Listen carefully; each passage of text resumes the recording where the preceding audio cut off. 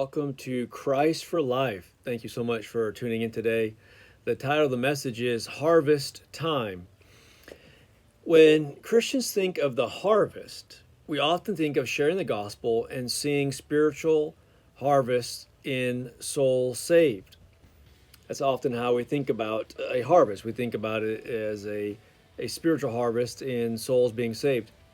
That is indeed one use of the concept of the word harvest in God's word, as we see in Matthew 9:35 through 38, which says, "Then Jesus went to all the towns and villages, teaching in their synagogues, preaching the good news of the kingdom, and healing every disease and every sickness.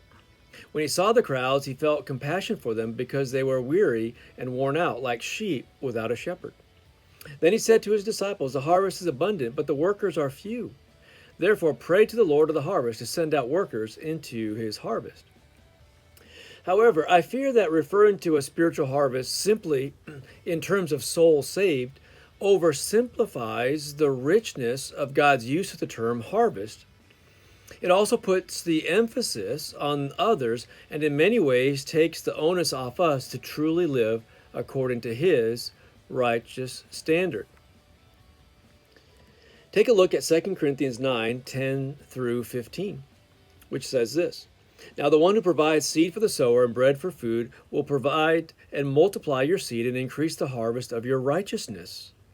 You will be enriched in every way for all generosity, which produces thanksgiving to God through us. For the ministry of this service is not only supplying the needs of the saints, but is also overflowing in many acts of thanksgiving to God. They will glorify God for your obedience to the confession of the gospel of Christ and for your generosity in sharing with them and with others through the proof provided by this service. And they will have deep affection for you in their prayers on your behalf because of the surpassing grace of God in you. Thanks be to God for his indescribable gift." Notice that we are called to a harvest of our righteousness. A tremendous amount of spiritual fruit is produced through our generosity, our service, obedience, thanksgiving, and sharing.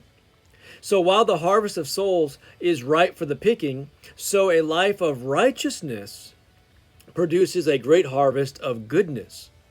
Christians today will do well not to neglect living according to God's holy standard, even as we proclaim the good news.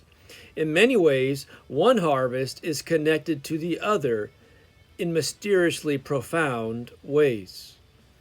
So let's live a harvest of souls, but a harvest of righteousness.